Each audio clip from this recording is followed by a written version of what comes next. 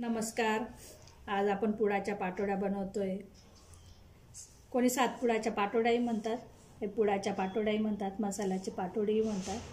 त्याच्यासोबत आमटीसोबत खाल्ली जाते. आपण साईड डिश म्हणून पण याचा उपयोग करू शकतो. हिवाळ्यात हमखास घरोघरी होणारा हा एकदा तरी होतोच हा पदार्थ. घरात वृद्ध व्यक्ती राहिले म्हणजे तोंडाला चव नाही आली, करा हमखास घरात ऑर्डर सोडली जाते. आज पुडाच्या पाटोड्या, आमटी, भात होऊन जाऊ द्या. किंवा पाहुणे जरी 4-5 दिवस राहिले मुक्कामाला, एक दिवस हमखास हा पाहुणचाराचा पदार्थ म्हणजे घरातली गृहिणी किती सुगरण आहे याची एक परीक्षाच राहायची पूर्वीच्या खेडेगावाकडे. असा हा पारंपरिक पदार्थ आपला. अगदी पुडाला त्याचा मसाला लागलेला असतो, बघू शकता. मस्त अगदी प्रत्येक पुडाला मसाला लागलेला. 2 दिवस आपण याचा वापर करू शकतो. कांदा असल्यामुळे उन्हाळ्यात एकच दिवस आपण त्याचा वापर करतो. साहित्याची जुळवाजुळव करून ठेवली म्हणजे 10 मिनिटात होणारी रेसिपी. बघू आपण पुडाच्या पाटोड्यांची.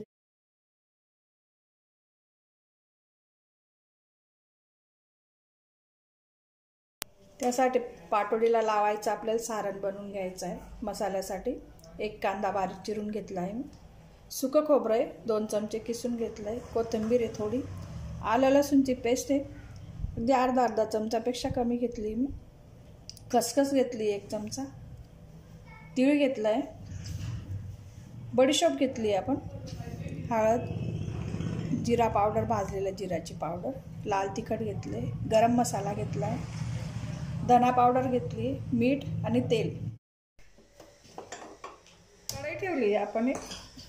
त्यात खसखस आणि तीळ भाजून घेणार आहोत. थोडंसं त्याचा कच्चटपणा जाईल असं भाजून घ्यायचं आहे.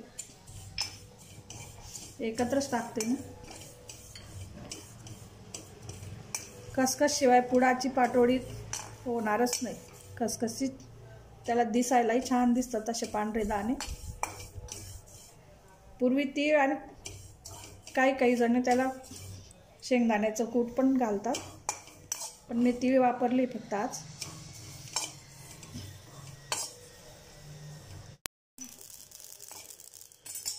काढून घेते मी.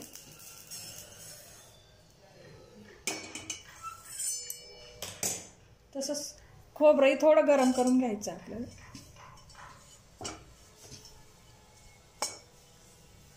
अगदी 1 ते 2 सेकंद.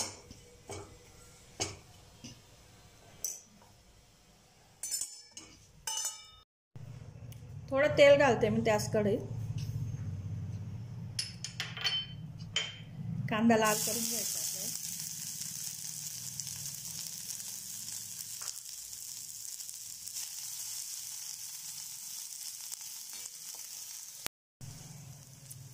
कांदा छान मऊ पडला आहे. मऊ करून घ्यायचं त्याला. आलं लसूणची पेस्ट घालते मी त्याच्यात.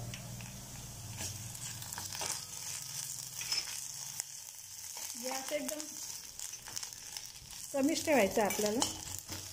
मंद आचेवर सगळे मसाले छान भाजून घ्यायचे. हळद घालते.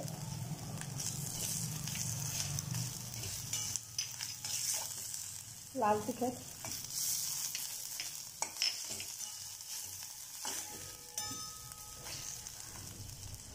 जिरा पावडर, धना पावडर, बडीशोप. अख्खी बडीशोपची छान चव येते त्याच्यात. खसखस, तीळ, शेंगदाण्याचे जाडसर कूट पण टाकू शकतात तुम्ही. खोबरं, गरम मसाला, मीठ, कोथिंबीर. यात आपण थोडं पाणी घालणार आहोत.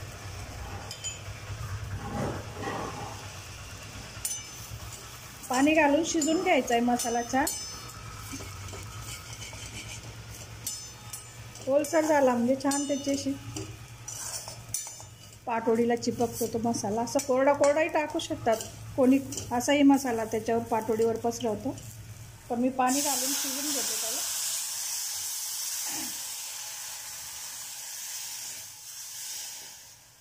झाकण ठेवून शिजून द्यायचं आहे.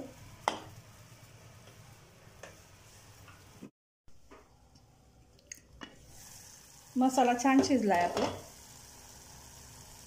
फक्त 1 ते 1.5 मिनटं त्याला शिजू द्यायचं आहे. थोडंसं सवलसर राहू द्यायचं आहे.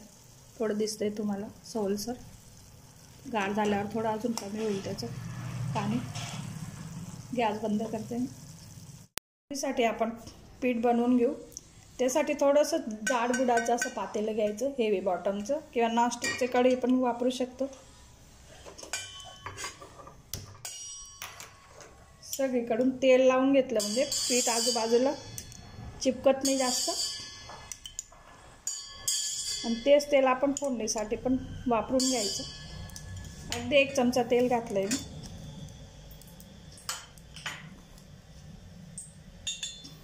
हिंग घातला 1 चिमूट.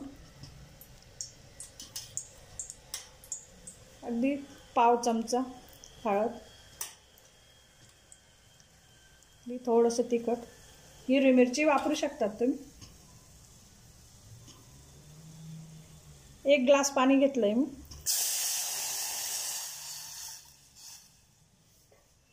परत थोडं अगदी वरून 2 चमचे 2 टेबलस्पून घेते. 1 ग्लास आणि 2 टेबलस्पून पाणी घेतलंय. मीठ घालून घ्यायचं. मीठ. उकळी येऊ द्यायची पाण्याला आपल्याला. पाण्याला उकळी आली, आपण अंदाण ठेवलं आहे त्याचं फोडणी देऊन. जेवढं पाणी घातलं होतं मी वरून तेवढं पाणी परत त्या ग्लासात काढून घेते. गॅस कमी करून घ्यायचा आहे. 1 ग्लास चणा डाळीचं पीठ घेतलेलं आहे. जेवढं पाणी घेतलं आहे आपण तेवढंच पीठ घ्यायचं आहे, गाळून घ्यायचं आहे. आणि अगदी थोडं थोडं आपल्याला गॅस एकदम कमी करायचा आहे. थोडं थोडं घालत एक लाकडाचं काही आपण लाटणं म्हणा, रवीचा मागची बाजू म्हणा, कशाने हलवत राहायचं एकसारखं.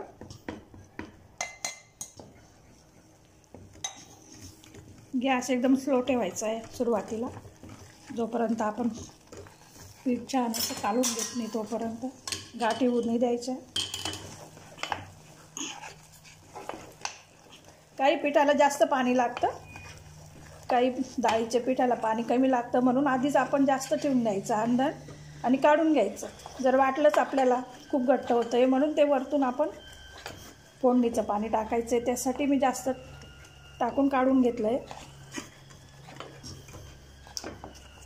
एकसारखं हलवलं म्हणजे आपलं गाठी पण कमी होतील आणि खाली पण चिपकणार नाही, जळणार नाही.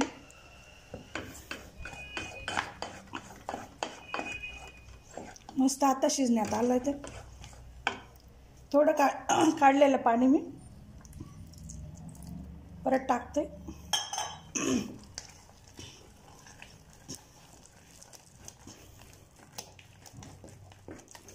एकदम सगळं पाण्यात जर पीठ घातलं तर गाठी होतील. जास्त पाणी आणि पीठ कमी, त्याच्यामुळे गाठी होतील. म्हणून आपण काढून घ्यायचं.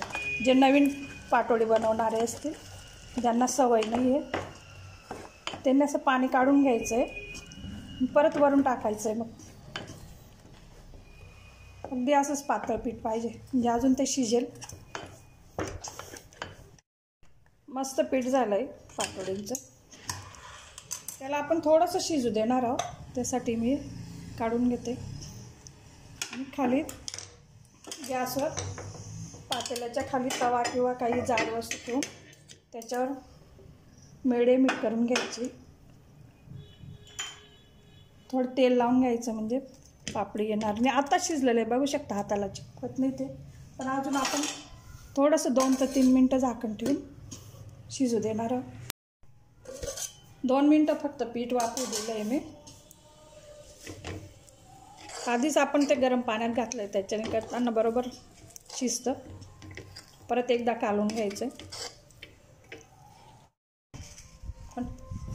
गॅस ओट्यावर मी तेल लावून घेते. तुम्ही पोळपाट किंवा थाळीच्या उलटच्या बाजूला पण करू शकता. सगळं पीठ काढून घेते मी. आपल्याला एकच मोठी पाटोडी लाटायची. 2 जर करायचे असतील तर लगेच झाकून द्यायचं ते पीठ. तेल लावून घ्यायचं छान हाताला, तर गरम गरम चिपकतं.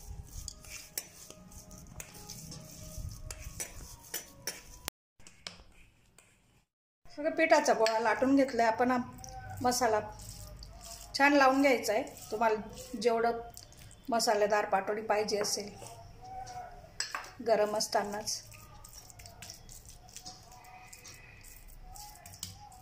पाटोडी रश्श्यासोबत किंवा अशी साईड डिश म्हणून पण खाऊ शकता. लावून झालंय. आपल्याला याची वळकटी करून घ्यायची. छान अशी वळकटी बनवून घ्यायची.